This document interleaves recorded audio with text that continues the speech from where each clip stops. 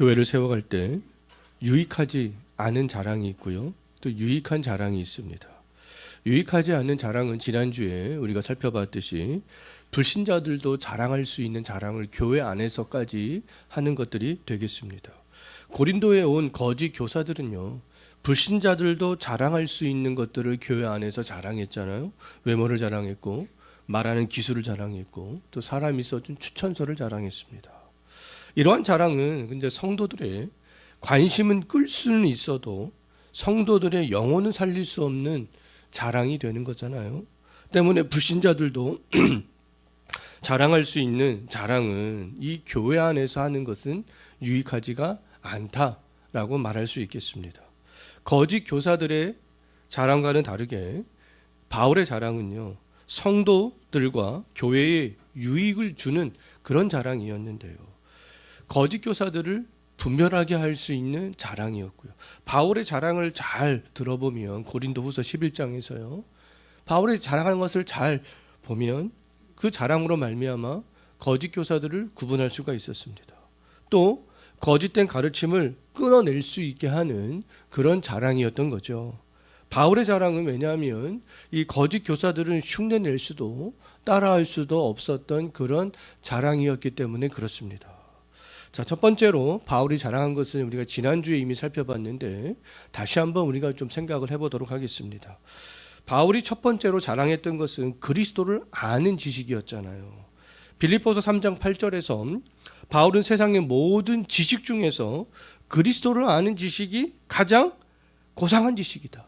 그리스도를 아는 지식이 세상의 모든 지식들 중에서 가장 뛰어난 지식이고 으뜸이 되는 지식이다. 그렇게 이야기를 했습니다. 사람들은 자신이 가장 중요하게 생각하는 것을 말하고 강조하잖아요. 거짓 교사들에게는 그리스도를 아는 지식이 가장 고상한 지식, 그들에게 있어서는 가장 뛰어난 지식이 아니었습니다. 거짓 교사들에게 가장 가치 있고 귀중한 지식은 인간적인 자랑이 조금 섞인 거, 또 그리스도와 율법의 순종을 강조하는 것, 그런 것들이었기 때문에 성도들에게 어떤 율법에 순종해야 된다라는 것을 자랑했고, 그것이 너희들을 구원으로 인도해 줄 것이다. 예수를 말하면서도 그렇게 얘기를 했잖아요. 자기들을 드러내기 위해서 또 인간적인 그런 자랑들, 자기들이 갖고 있는 그런 인간적인 스펙들을 그렇게 자랑했습니다. 그러나 바울에게는 그 거짓 교사들이 자랑했던 것이 다 배설물이었잖아요. 배설물은 내보내야 될 것이지 담아놓고 있어야 될 것이 아니잖아요. 세상에서는 인간적인 것들을 자랑해야 돼요. 세상에 나가면 자랑할 수밖에 없습니다. 이력서를 통해서 나의 경력을 자랑하고 자기소개서를 통해서 자랑해야 세상 사람들은 알아주는 거 아니겠습니까? 회사에서도 나를 채용해 주는 거 아니겠어요? 그러나 교회는 다르다라는 겁니다. 교회 안에서 그리고 사람의 영혼을 살리는데 가장 뛰어난 지식은 그리스도를 아는 지식이 되는 거죠. 교회에서는 그리스도를 아는 지식이 최고라는 겁니다. 성도들에게는 그리스도 아는 지식이 최고라는 것이죠. 불신자들에게도 마찬가지가 되겠습니다. 사실은요. 교회에서 세상에 있는 지식을 자랑하면 교회는요, 무너지게 된다라는 겁니다. 교회가 세상과 같이 혼합이 되어서 자탕이 되어져 버리는 것이죠. 근데 교회를 세워갈 수 있는 지식은 그리스도를 아는 지식이라는 거잖아요. 그럼 교회에서 우리 모든 성도들이 집중해야 될 지식, 강조해야 될 지식은 거짓 교사들이 강조했던 그런 것들이 아니다라는 것을 잘 알 수 있습니다. 우리들이 집중해야 될 지식은 그리스도를 아는 지식. 그리스도를 아는 지식만이 우리의 영혼과 교회를 살릴 수 있구나라는 것이죠. 당시 그리스도를 가장 많이 아는 사람들이 누구였습니까? 누구라고 사람들이 인정했겠어요? 복음을 들었던 사람들이 그리스도를 누가 가장 잘 많이 안다고 생각했겠습니까? 예루살렘에 있었던 사도들이었잖아요. 베드로와 요한 같은 사도들, 그들을 그리스도를 가장 많이 아는 사람들이야, 그렇게 생각을 하고 있었습니다.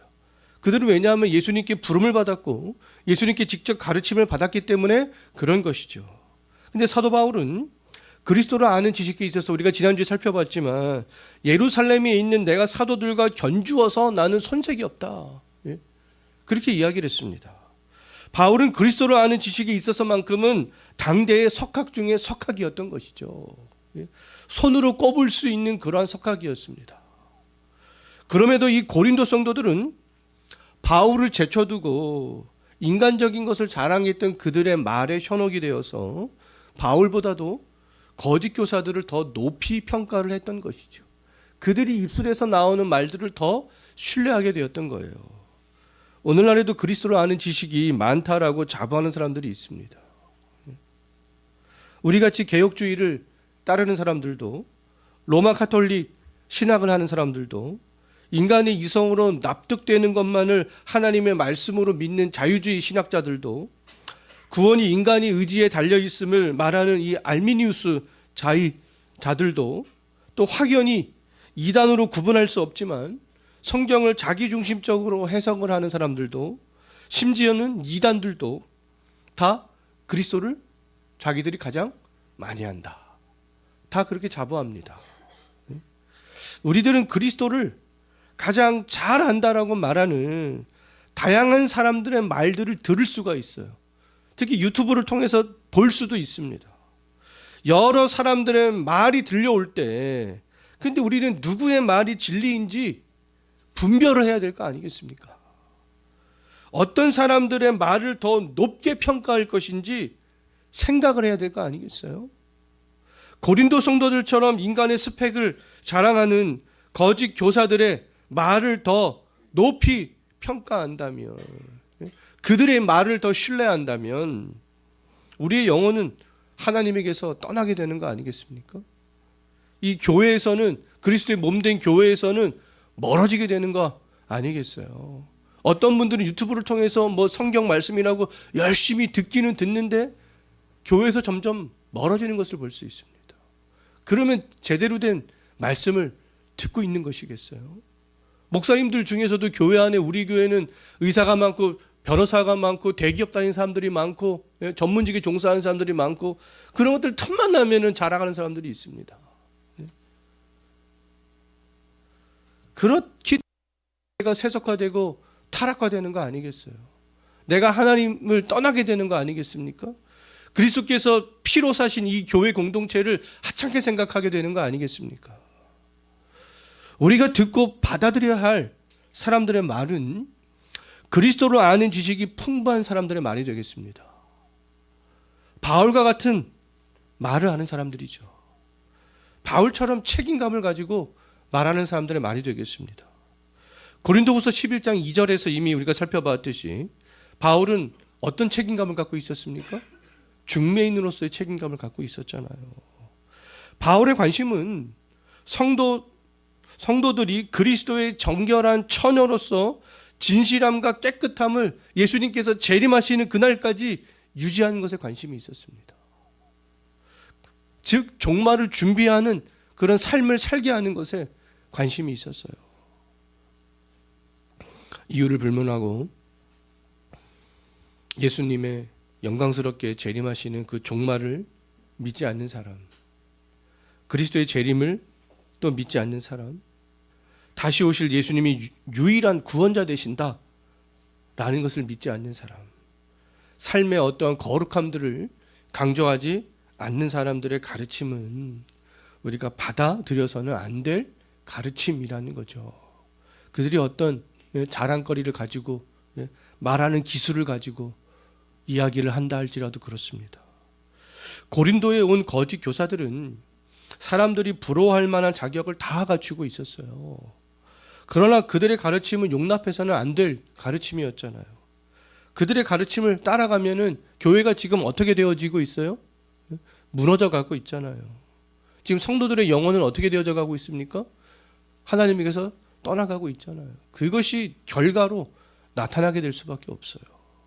오늘날에도 하나님의 말씀을 열심히 들음에도 불구하고 하나님의 공의에서 떠나고 하나님의 온전하심에 대해서 고민하지 않고 이 그리스도의 몸된 교회를 세워가는데 관심을 갖지 않고 또 가정이 파괴되고 사람들과의 관계가 파괴되고 바울처럼 오직 그리스도만을 외치는 정의로운 사람들을 불의한 사람으로 취급한다면 분명히 잘못된 말씀을 듣고 있을 가능성이 굉장히 큰 거 아니겠습니까?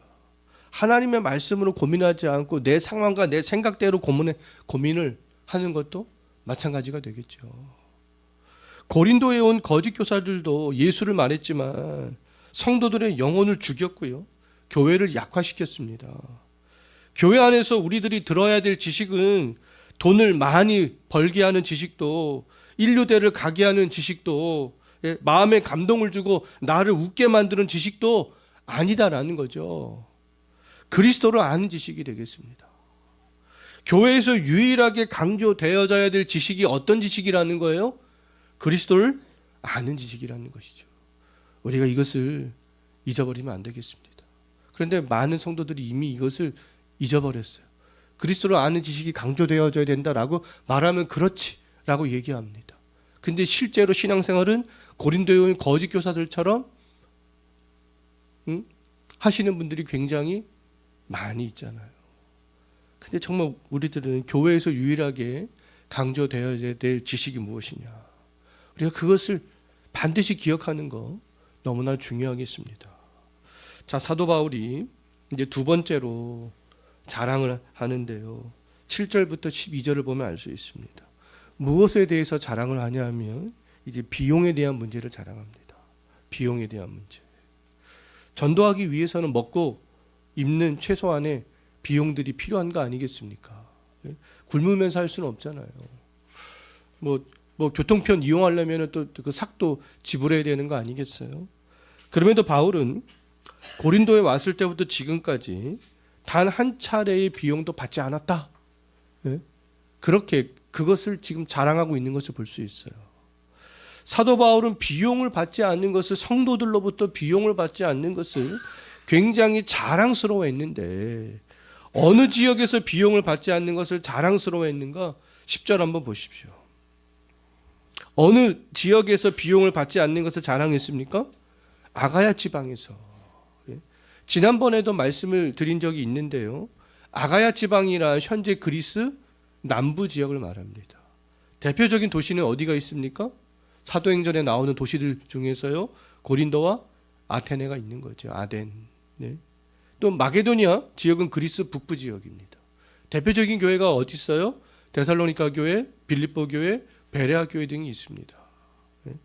바울이 그런데 아가야 지방에서 비용을 받지 않는 것을 자랑스러워한 것을 볼 때, 고린도 교회뿐만 아니라 아덴, 아테네에서도 그 성도들에게도 비용을 받지 않았다라는 것들을 좀 우리가 유추해 볼 수 있는 거 아니겠어요? 아가야 지방에서 비용을 받지 않은 것은 바울의 자랑이었습니다. 그런데 오히려 이 고린도 성도들은 지금 비용을 받지 않고 사역을 했던 바울을 오히려 공격하고 있는 거예요. 비용을 받고 사역을 했던 거짓 교사들은 막 충하고 높이고 있는데, 비용을 받지 않았던 지금 바울을 공격하고 있는 겁니다. 자, 우리들이 굉장히 자랑스러워하는 것들이 있잖아요. 뿌듯해하는 것들이 있잖아요. 근데 그러한 것들을 누군가로부터 공격을 당하고 더 나아가서 거짓된 사람으로 그것 때문에 취급을 받는다라고 한번 생각을 한번 해보십시오. 울분이 막 올라올 거 아니겠어요? 원통할 거 아니겠습니까? 7절을 보게 되면 그 바울의 마음을 잘 알 수 있습니다. 바울은 성도들을 높이기 위해서, 나는 너희를 높이기 위해서 나를 낮추었어, 지금 그렇게 이야기를 하고 있잖아요. 바울이 성도를 위해서 자신을 기꺼이 낮추었던 방법은 뭐였다라는 거예요? 비용을 받지 않았다라는 것이죠. 그런데 오히려 성도들은 바울이 비용을 받지 않은 것을 잘못된 거야, 이렇게 생각을 하고 있었습니다. 비용을 받았던 거짓 교사들이 참된 사도로 생각했고, 비용을 받지 않았던 바울을 거짓 사도로 그렇게 뒤바꿔서 생각을 했던 거죠. 비용을 받지 않은 것 때문에 성도들에게 오히려 비난을 받게 되자 바울은 울분에 찬 마음으로 7절에서 말하고 있는 것을 볼 수 있어요. 하나님의 복음을 내가 값없이 너희에게 전함으로 내가 죄를 지었느냐? 그렇게 반문하고 있잖아요. 이것을 봤을 때 저는 막 바울이 얼마나 울분에 차 있는가, 그것을 좀 느낄 수가 있었습니다. 바울의 선의가 지금 무엇으로 돌아오고 있어요? 악의로 돌아오고 있잖아요. 우리들이 이미 잘 알고 있듯이 바울이 모든 지역에서 비용을 받지 않았던 것은 아니었잖아요. 마게도니아 지역에 있는 교회들로부터는 아주 차고 넘치도록 후원을 받았습니다. 마게도니아 지역의 교회들은 바울이 이 고린도에 왔을 때 바울을 후원했어요. 계속 후원했습니다. 몇 번이나 후원했던 것을 빌립보서나 사도행전 18절 5절을 보면 잘 알 수 있습니다. 바울은 마게도니아 지역 교회들의 후원을 통해서 지금 어디서 사역을 감당할 수 있었어요? 아가야 지방에서 사역을 감당해 나갈 수 있었던 것이죠. 자, 마게도니아 지역 교회들의 후원을 받은 것에 대해서 바울이 어떻게 표현을 하고 있는지 8절 한번 보십시오. 어떻게 말하고 있습니까? 내가 여러 교회에서 비용을 받은 것은 탈취한 것이다. 마게도니아 지역에 있었던 교회들로부터 내가 비용을 받은 것은 그들에게 탈취한 거야. 좀 이렇게 과장법으로 지금 이야기를 바울이 하고 있는 거예요. 이렇게 과장법으로 표현을 하는 이유는 마게도니아 교회들의 도움으로 아가야 지방에 있는 바로 너희들을 도왔다라는 것들을 강조하기 위하여서 지금 이렇게 과장법을 사용을 하고 있는 거죠. 바울은 사도로서 정당하게 아가야 지역에서도 비용을 받을 수 있었지만 이 아가야 지방에서는 그 권리를 지금 사용하지 않았습니다. 그렇다면 바울이 무엇 때문에 이 아가야 지방에서만 비용을 받지 않았는지 우리가 좀 생각을 해볼 필요가 있는 거 아니겠어요? 바울은 무엇 때문에 아가야 지방에 있는 교회 성도들에게는 비용을 받지 않고 마게도니아 지역에 있는 성도들로부터만 비용을 받아서 그런 사역들을 감당해 나갔겠는가? 바울은 오늘 본문에서 그 이유에 대해서 두 가지로 이야기를 하고 있는 것을 알 수가 있습니다. 첫 번째는 9절 마지막 부분에서 말씀하고 있잖아요. 무엇 때문에 비용을 받지 않았다라고 말하고 있어요? 고린도 성도들에게 폐를 끼치지 않기 위해서.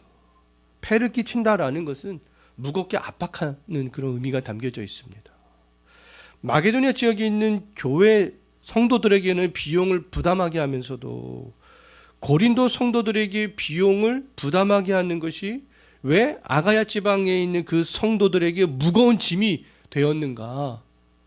거기에 대해서 정확하게 언급을 하고 있지 않기 때문에 그 이유는 잘 알 수가 없으나 다만 우리가 고린도전서 3장 1절의 말씀을 통해서 한번 유치는 해볼 수 있겠습니다. 바울은 고린도전서 3장 1절에서 고린도 성도들에 대해서 어떻게 평가를 했냐 하면 신앙이 육신에 속한 자, 곧 그리스도 안에서 어린아이들 같다, 이렇게 평가를 했잖아요. 고린도 성도들은 이 마게도니아 지역에 있었던 성도들과는 다르게 신앙이 어렸던 것이죠. 아직도 육신에 속한 자와 같이 신앙이 어렸던 것을 알 수 있습니다. 자, 신앙이 어린 성도들은 이 교회의 연수와 상관없습니다. 뭐 20년, 30년이 돼도 신앙이 어린 성도들이 있어요. 근데 또 교회 생활한 지 얼마 안 됐지만 신앙이 갑자기 막 성숙하게 되는 성도들도 있습니다. 근데 이 신앙이 어린 성도들은 다 동일하게 나타나는 특징인데 그 비용에 대한 부담을 갖는 것이죠. 비용에 대한 부담. 내가 그 비용을 지불해야 되는 그 부담을 다 가지고 있습니다.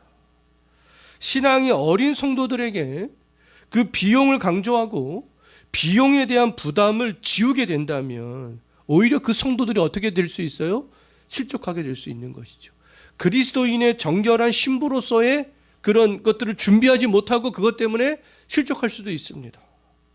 예나 지금이나 이 헌금, 이 비용에 대한 문제는 성도들에게 가장 부담스러운 것 가운데 하나가 되는 거 아니겠어요? 신앙이 어려서 육신에 속한 자들처럼 신앙생활하는 성도들에게 비용에 대해서 부담을 지우고 강조하는 것은 바람직하지 않다라는 것을 알 수가 있는 것이죠.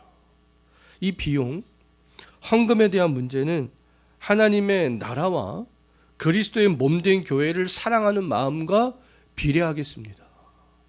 하나님을 사랑하고 교회를 사랑하는 마음이 생기게 되면 자동적으로 그 하나님의 나라와 이 교회의 견고함들을 위해서 비용에 대해서 관심을 갖게 되는 거 아니겠어요?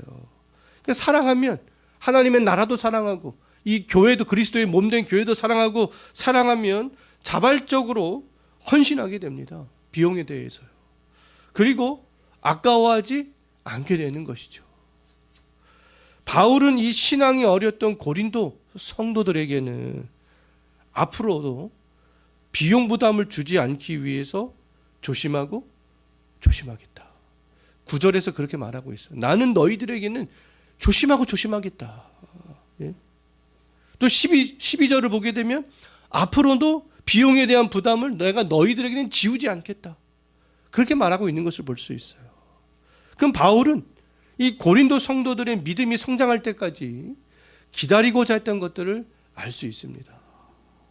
복음을 증거하고 교회를 세워가는 데 있어서 비용의 문제는 중요한 거 아니겠어요? 여기 계시는 성도들도 헌금을 하지 않고 비용을 부담하지 않으면 이 교회가 어떻게 서갈 수 있겠습니까?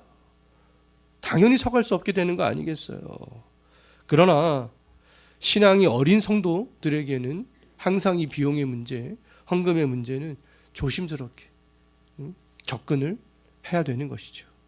비용에 대한 문제는 마게도니아 지역에 있었던 교회 성도들처럼 신앙에 열심히 있는 성도들이 더 많이, 더 자주 부담하는 것이 하나님 나라의 원리가 되는 거예요. 예? 그럼 하나님께서는 나중에 그 모든 것들을 또 다 갚아주시겠다라고도 말씀을 하셨잖아요. 그런데 어디까지나 이것은 믿음과 비례합니다. 자발성인 거예요. 강요해서는 안 되는 거죠. 지금 성경에서는 조심하고 있잖아요. 강요하지 않습니다. 자, 바울이 마게도냐 지역 성도들에게만 비용을 부담하게 하고 고린도 성도들에게는 비용을 부담하게 하지 않은 두 번째 이유를 또 말하고 있는데요. 거짓 교사들과 구분하기 위해서. 거짓 교사들은 지금 비용을 받고 있잖아요. 근데 바울은 지금 비용을 받고 있지 않습니다. 그래서 12절을 보게 되면 기회를 찾는 자들이, 이 사람들이 누구겠어요? 거짓 교사들 아니겠습니까? 기회를 찾는 자들이 자랑하는 일로 우리와 같이 참사도로 인정을 받으려는 그런 기회를 나는 끊어버리겠다. 바울은 고린도에서 거짓 교사들과 자기가 구별되기를 원했습니다. 그러니까 구별되는 방식으로 바울이 사용했던 것이 뭐라는 거예요? 비용을 받지 않는 거였습니다. 거짓 교사들은 인간적인 것을 자랑하면서 바울처럼 진정한 사도로 인정받기를 원했습니다. 그런데 바울은 비용을 받지 않는 것으로 거짓 교사들과 구별되기를 원했던 거죠. 오늘날 사람들에게는 이 자격증을 취득하고 각종 시험을 준비하고 재테크를 배우기 위해서 비용을 지불하는 것을 다 당연하게 생각을 하잖아요. 그것처럼 2000년 전 고린도와 아테네와 같은 지역에서는요, 돈을 주고 새로운 지식을 배우는 것이 그 당시에 보편적인 문화였고 사람들이 그렇게 하기를 원했습니다. 오늘날의 시각으로는 잘 이해가 안 되죠. 근데 사람들은요, 철학자들에게 돈을 주고 새로운 지식을 배우기를 즐겨했습니다.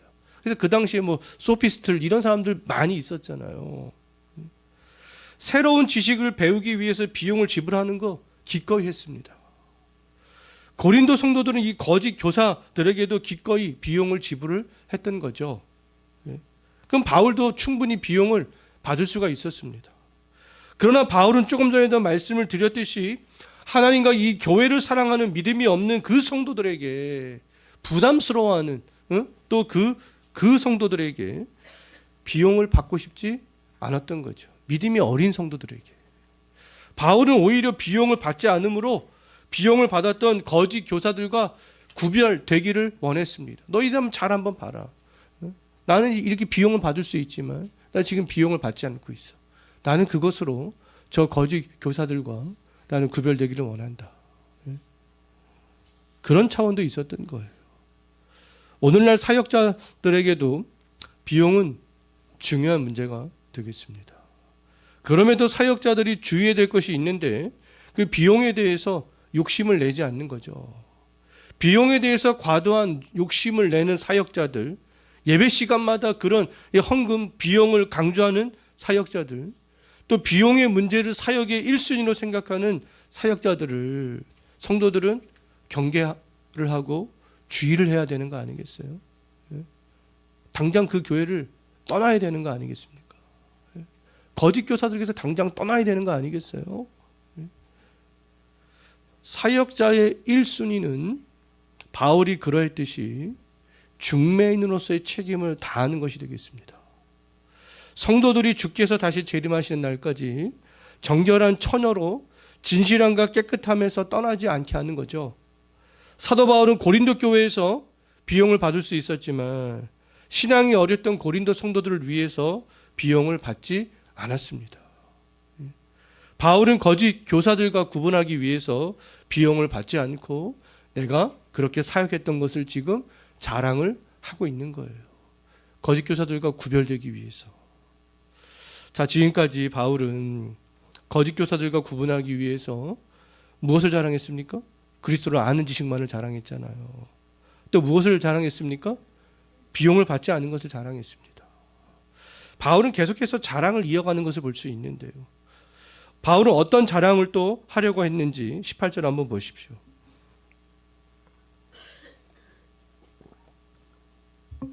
나도 이제 육신을 따라 자랑을 하려고 한다. 그렇게 말하고 있습니다. 17절도 한번 보십시오. 뭐라고 말씀하고 있어요? 어리석은 자와 같이 내가 육신을 따르는 자랑을 나 이제부터 내가 한번 기탄 없이 한번 해볼게. 거짓 선지자들이 자랑했던, 그 사도들이 자랑했던 그 육신에 속한 자랑 나도 얼마든지 할 수 있어. 이제 그렇게 이야기를 하고 있는 거예요. 바울이 육신의 자랑이라고 하면서 자랑한 것은 오늘 본문에서 세 가지가 되겠습니다.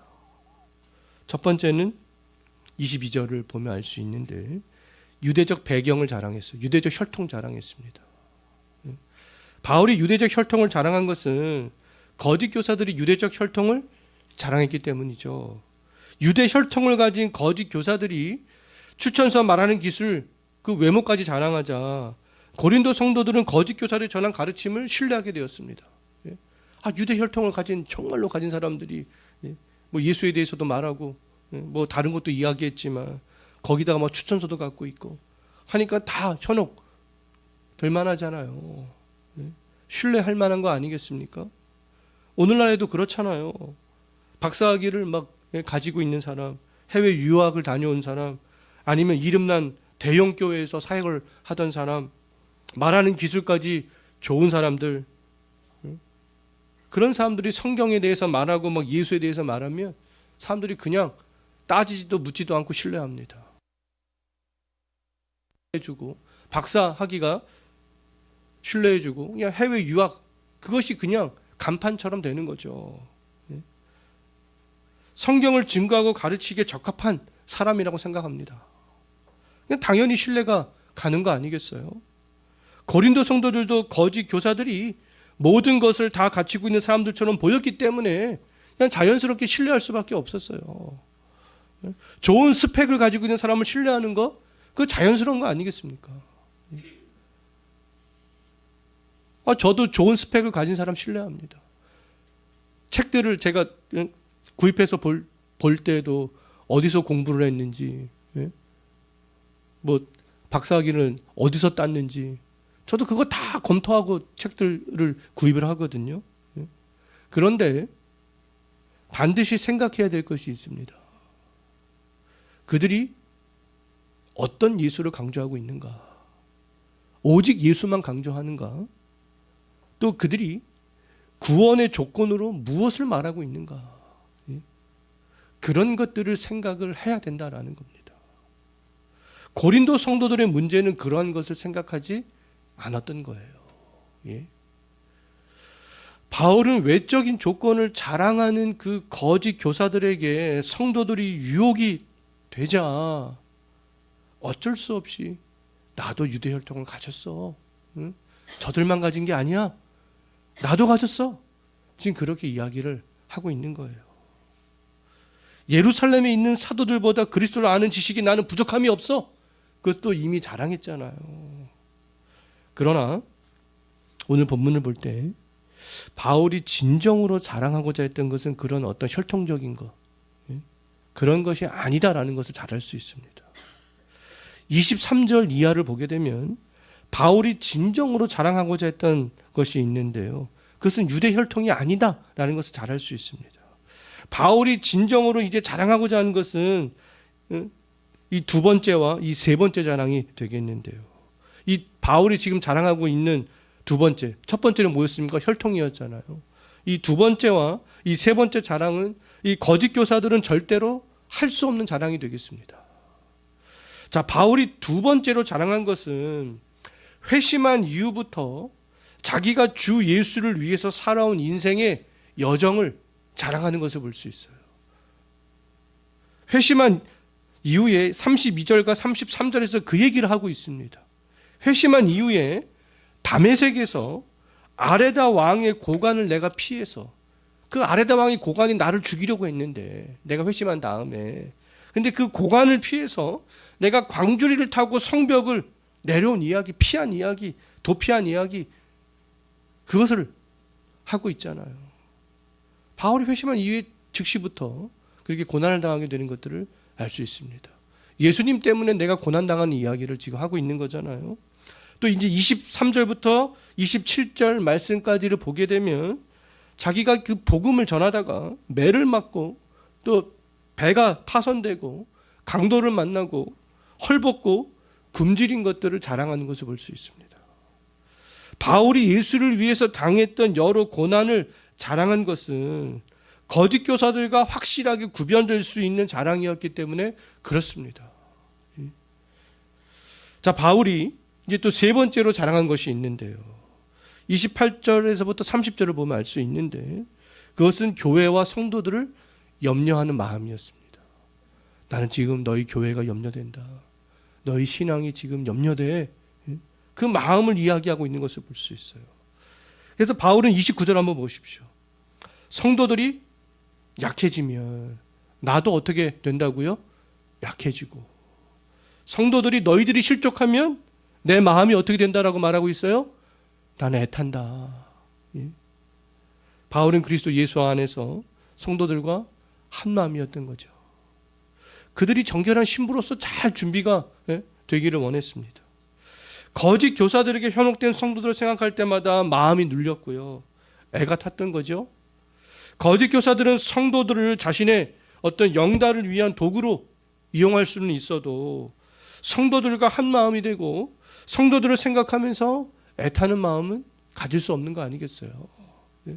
바울은 거짓 교사들과 구별될 수 있는 이렇게 자신의 마음을 세 번째로 이야기를 했던 것이죠. 자랑이라고 지금 하고 있는 거예요.